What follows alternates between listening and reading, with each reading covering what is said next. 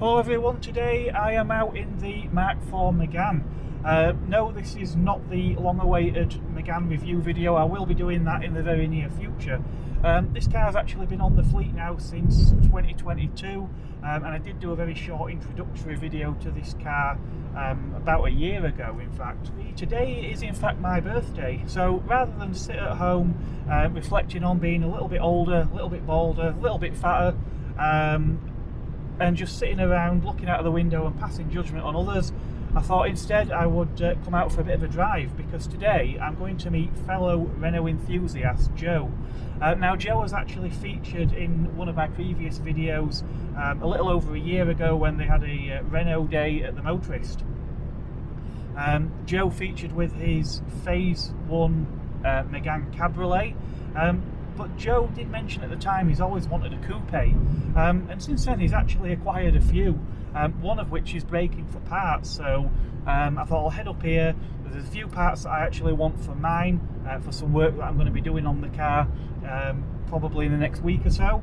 But also we're going to have the opportunity to have a look at some of the vehicles on his fleet. So we'll pick this up when I get to Joe's.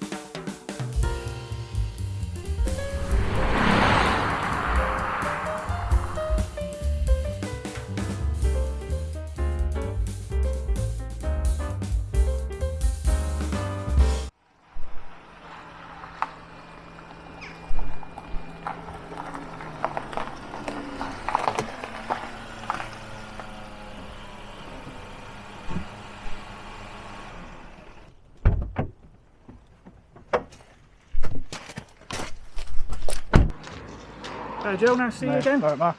So I think last time we met were down at Motorist when you were down with Cabriolet. Yeah. We got them nice photographs of the yellow coupe and Cabriolet. Obviously last time I saw you, you had the Cabriolet, you quite fancied a coupe, and quite a bit's changed since then, hasn't it? You've acquired a few coupes. Yeah, three. Got out of hand. I don't know, can it ever be out of hand? Can you ever have too many? No, I don't think so. No. So the first one you bought is the one just over here. We've got a Fiji Green Sport. But more recently you've acquired a few others, one being nice sunflower yellow coupe here behind us. So tell me, this is a sport as well, isn't it? Yeah, it's just a sport as well. Yeah. So what were the reasoning behind this one? Because your Fiji Green one was quite a low mileage car, weren't it? Yeah, it was yellow, it was cheap, and I thought, well, it'll do for a daily car. Yeah. On and off. I must admit, the yellow is, whenever you tell anyone about that you've got one of these, anyone that knows them, first question is usually, is it a yellow one? Yeah, aye. So the yellow was what was attracted you to the cars then? Yeah. Thought, well, I best have one for the set. Yeah. So what's this one like? Is it reasonable condition? It's not bad. Once springs and shockers on the front and tracking and time belt, usual stuff. Yeah. It's not that bad. It might want a bit of welding in places, but it'll do for 71,000 mile and rag around in winter time. Yeah. Well, so it's a bit less than mine. I've got about 112,000 on mine now, so yeah, it's a bit less. But these engines actually, the old 8-valve K7Ms, are supposed to be good for about 250,000 miles, because they're quite a simple engine, aren't they? Single cam. One thing you've discovered now that you own two coupes and a Cabriolet all with the same engine, is that Renault did change the specification a bit, didn't they, over time? Things like coil packs, there's three different types of coil pack, isn't there, on these engines, for example? Yeah, there's plenty of variations in lots of things, but it makes things difficult to get hold of, I find, because I buy one thing and it's wrong, and then buy something else and that's wrong as well. Yeah. But because what makes it so hard, doesn't it, trying to get parts for these cars? You can't buy a lot of these bits new anymore. No. And like I say, even though the Phase 1 actually only had like a 3-year run, even within that 3 years, I know one thing particular with these, if you just come around the front here, these headlamps.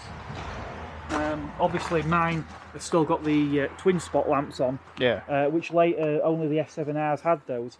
Both this one and the Fiji Green car over there have got the single lamps. So again, and they didn't do the twin lamps on any of the hatchbacks or anything like that. So again, trying to source them for a right-hand drive car as well with the correct beam pattern, becoming quite a challenge, isn't it? Yeah. But you've actually acquired another one, haven't you? And this is the one that everyone wants, isn't it? The creme de la creme, because you've actually found an F7R. Yes.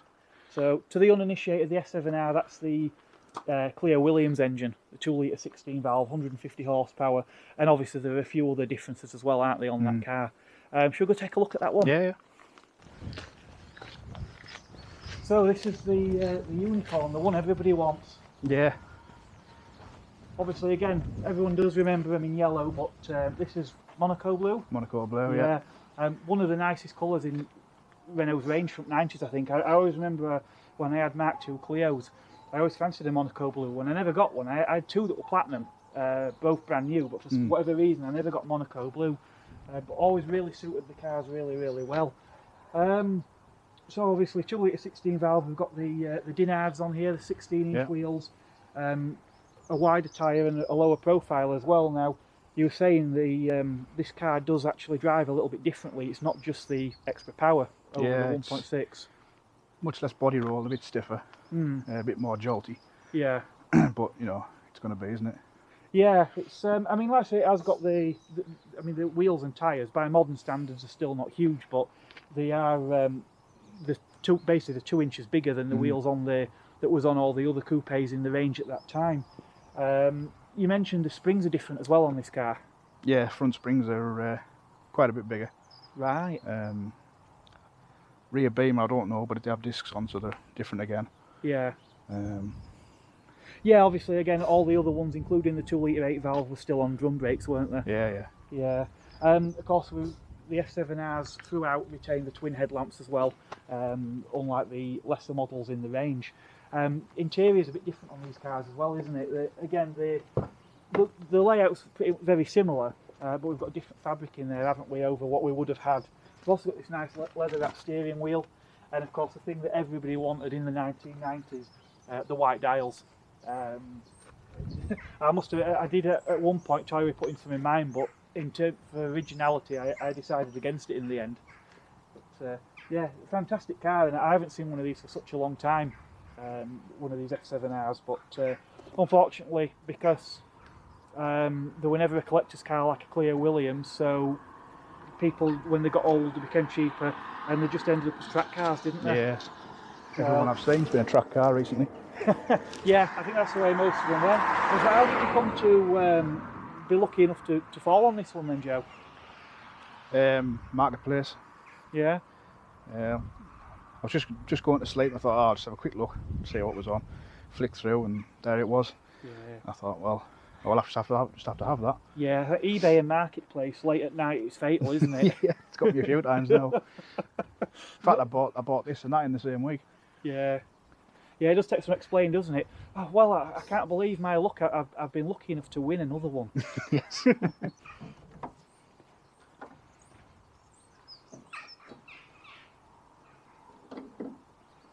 So that's the powerhouse. So again, 150 horsepower might not sound a lot by modern standards, but back in the day, in a car that didn't weigh much over a ton, pretty sprightly. So we're looking at 60 in around 8 seconds, I think, give or take.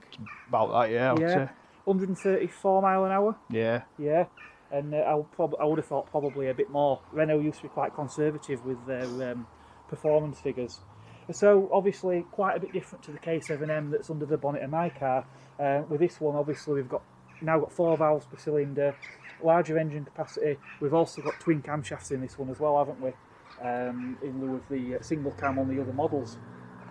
So yes, amazing subtle differences. Obviously we've still got the strut brace here, but we've got these covers on now. I've not seen that on some of the other models. It is a dream car for me. Me too. If it had been yellow, that would have been perfection. But blue is next best colour, so that'll do. Yeah. Well, we'll have to be careful. Knowing how lucky you are, Joe, I've got a feeling at some point you might win a yellow one. Well, I might, yeah.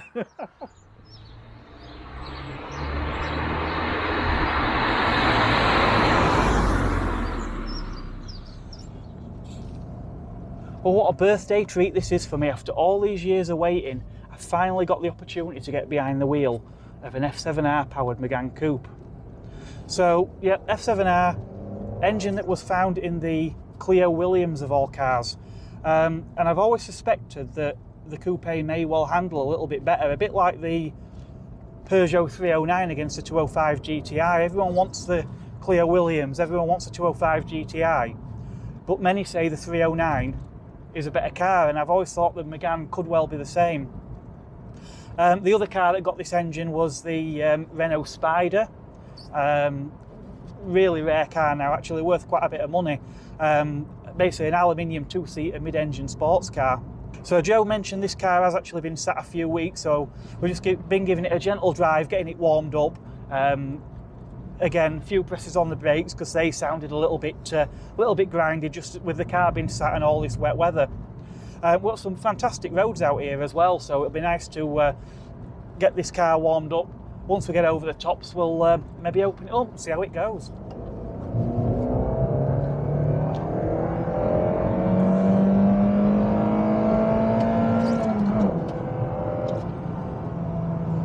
Well, first impression, the F7R is an engine that likes to be driven hard. At lower engine speeds and in the mid-range, actually doesn't feel that quick at all. Yeah, a little bit torquier than my 1.6, but at one point actually I came into a slow speed bend, found myself having to gear down when I didn't expect to have to do so. Open it up though, well, put your foot to the floor and you the engine revs creep, you get to 2.5, 3, 3.5, 4,000. My K7M comes alive at about 4 and is spent by 6. This engine though, 5,000, 6,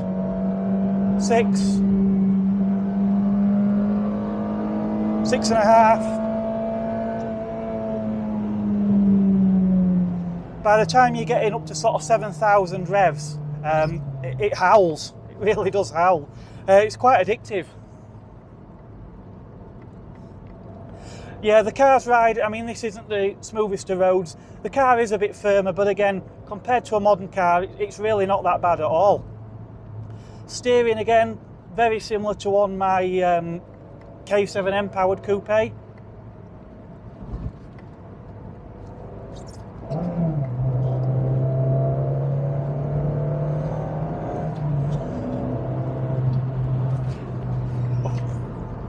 Just bumped my head going over a bump. Joe did warn me about that actually. Incidentally, there's some fantastic roads. I can't believe I've not been up here before. Yeah, the car does feel that there is less body roll in the corners. I'd say probably noticeably less. When I first got the 1.6 coupe, initially, after getting out of a modern car, it did seem like it rolled quite a lot. This car though, really there isn't any body roll at all. The chassis is quite tight on this car. You're probably telling my voice, some of the harsher bumps, you do feel them a bit more, but that is when you're pressing on.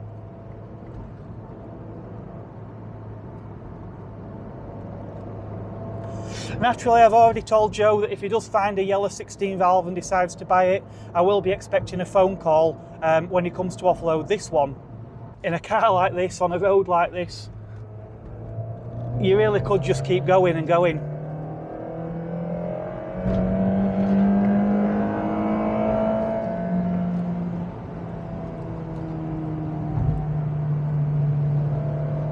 Well, I suppose I had better think about maybe turning round and taking Joey's car back now.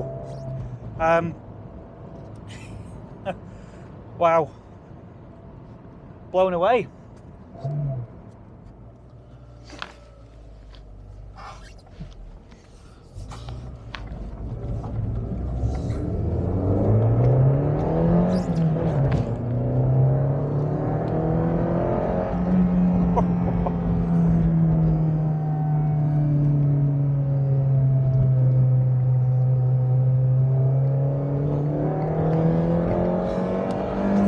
Even in these wintry conditions, this car still grips.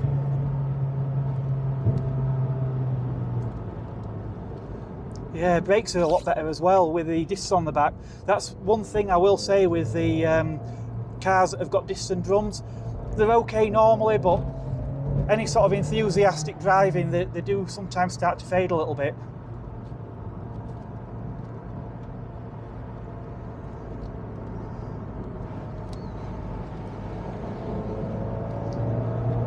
Yeah, see, sort of fourth gear, 60 mile an hour, or just under, you 3,000 revs, it picks up, but it doesn't pick up that quick. It don't have that torque there.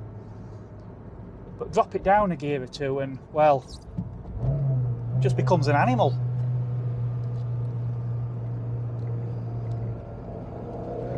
Oh, these roads are amazing. I'm actually up on the northern Pennines today, if you're wondering where this spectacular scenery is. And down there, it's yeah, it's a long way down.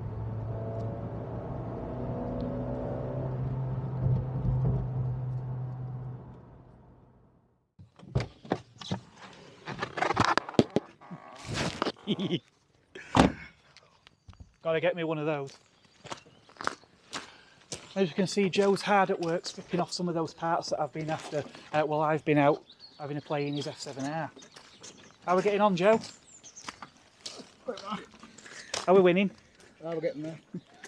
Yeah, so as I say, the reason I've come up here today was to actually get some parts. Driving the F7R was just a bit of a bonus, and a big one at that.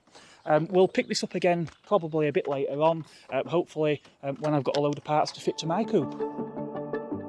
Join me in the next video where I'll be back at home working on my own Megane Coupe, but sadly the parts I've collected from Joe may have to wait a little bit longer.